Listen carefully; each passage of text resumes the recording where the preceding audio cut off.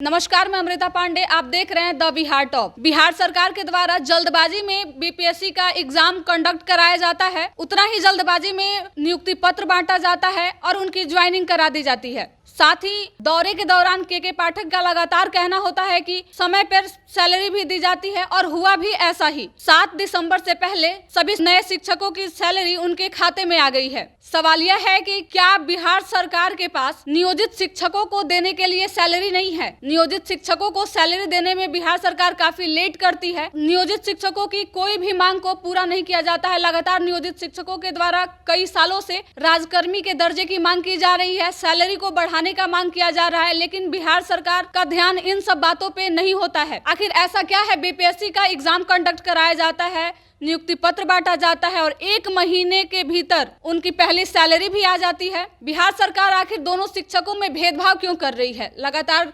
नियोजित शिक्षकों का कहना है कि हम भी बच्चों को पढ़ाते हैं, इस बीच दोनों शिक्षकों में भेदभाव क्यों हो रहा है? आइए जानते हैं पूरी खबर। बिहार में बीपीएससी से बहाल 1,20,000 शिक्षकों की सैलरी को लेकर कई सवाल खड़े हो रहे थे। कई बार सियासी गलियारों में नीतीश सरकार पर तंज कसा जा रहा था कि नियोजित शिक्षकों को समय पर सैलरी देने में नाकाम सरकार कैसे नवनियुक्त शिक्षकों को सैलरी देगी। हालांकि ऐसा नहीं हुआ। बिहार सरकार नवनियुक्त शिक्षकों को भी समय पर सैलरी देने का काम कर रही है। हाल में रोहतास दौरे पर पहुंचे बिहार शिक्षा विभाग के अपर मुख्य सचिव के पाठक ने प्रशिक्षण केंद्र में शिक्षकों को संबोधित करते हुए उनके वेतन को लेकर बड़ी बात कही थी। के पाठक ने कहा था कि उनका वेतन समय पर मिले, इसके लिए वे प्रयासरत हैं। के पाठक ने अपने मातहत अधिकारियों को निर्देश दिया था कि वे सुनिश्चित करें कि सभी शिक्षकों का बैंक में खाता जरूर खुल जाए। वहां पर उन्होंने ये भी कहा कि वे कलेक्टर साहब से ये भी अनुरोध करेंगे कि बैंक वाले से कहें कि वो शिक्षकों के पास जाकर उनका खाता खोल ले। वहीं अब नियुक्ति पत्र मिलने के ठीक 1 महीने बाद नवनियुक्त शिक्षकों को सैलरी मिलने लगी है। बिहार सरकार ने शिक्षकों के वेतन मद में 13 अरब 13 करोड़ 80 लाख 1,186 रुपए का आवंटन कर दिया है। आइए जानते हैं कि मेडिकल और पेंशन फंड में पैसा कटने के बाद शिक्षकों को हाथ में कितनी राशि मिलेगी।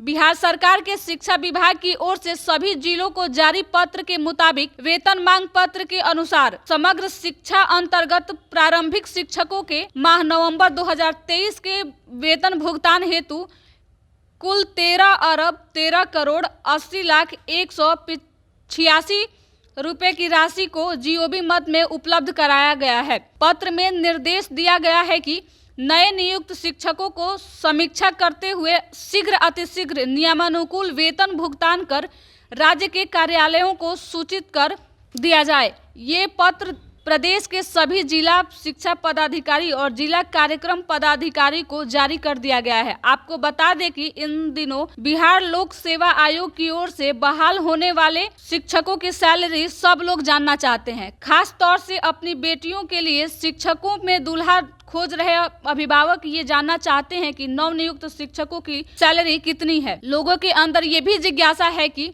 नवनियुक्त शिक्षकों को पेंशन मद और मेडिकल की राशि काटने के बाद उनके हाथ में कितने पैसे आएंगे। हम आपको बता रहे हैं कि शिक्षकों के हाथ में कितने रुपए आएंगे। हम सभी वर्गों के बहाल शिक्षकों के वेतन की चर्चा आपसे करेंगे और उन्हें किस मद में कितना रुपया जमा करना होगा इसकी भी जानकारी आप तक पहुंचाएंगे। सबसे पहले जान लेते हैं कि प्राथमिक कक्षा के शिक्षकों को कितना वेतन मिलेगा। कक्षा 1 से लेकर कक्षा 5 के शिक्षकों के वेतन बताएं तो उनका मूल वेतन 25,000 रुपये होगा। उन्हें 42% डीए भी दिया जाएगा जो 10,500 रुपये होगा। उसके अलावा एचआरए 8% के साथ 2,000 रुपये दे होंगे। सीटीए एक मुश्त 2,130 रुपये दिया जाएगा। मेडिकल के मद में 1,000 रुपये दे होंगे। पेंशन फंड में 3,500 रुपये दे होंगे। ग्रास सैलरी 44,130 रुपया होगी, जबकि नेट सैलरी 40,630 रुपये हाथ में मिलेंगे। वहीं माध्यमिक शिक्षकों की सैलरी की बात करें तो कक्षा 9 से 10 के शिक्षकों को मूल वेतन के रूप में 31,000 रुपये दे होंगे। उन्हें महंगाई भाता यानी डीए 13,020 रुपये मिलेंगे। एचआरए के रूप में उन्हें 2,480 रुपये का भुगतान किया जाएगा। सीटीए फिक्स 2130 रुपये होगा। मेडिकल मद में 1,000 रुपये दे होंगे। इसके अलावा पेंशन फंड में 4,330 रुपये का भुगतान किया जाएगा। इसकी ग्रास सैलरी 53,970 रुपये होगी। इनके हाथ में पूरे कटने के बाद 49,630 रुपये मिलेंगे। वहीं 11वीं और 12वीं के शिक्षकों की मूल वेतन की बात करें तो इनका मूल वेतन 32,000 रुपये होगा। उन्हें डीए के रूप में 13,440 रुपये देय होंगे। एचआरए के रूप में 2,560 रुपये का भुगतान किया जाएगा। सीटीए 2130 रुपये मिलेंगे। मेडिकल मद में 1,000 रुपये का भुगतान किया जाएगा। पेंशन फंड में 4,480 रुपये का भुगतान किया जाएगा। उन्हें इन हैंड 51,011 रुपये मिलेंगे। शिक्षा विभाग की ओर से मिली जानकारी के मुताबिक शिक्षकों को उनकी सैलरी जारी की जा रही है। नवनियुक्त शिक्षकों को ऑनलाइन माध्यम से खुद ही अपना प्रान नंबर को तैयार करना था। इसे तैयार करने के बाद ई एप्लीकेशन लिंक के तरफ सभी सूचना को दर्ज कर अपना अकाउंट खुलवाना था। इसके बाद सभी शिक्षकों के सैलरी देने की बात की गई थी। इस प्रक्रिया के तहत लगभग 20,000 के करीब शिक्षकों ने अपनी सैलरी पा ली है। बाकी लोग जैसे ही अपनी जानकारी शेयर करेंगे उनकी सैलरी भी आ जाएगी।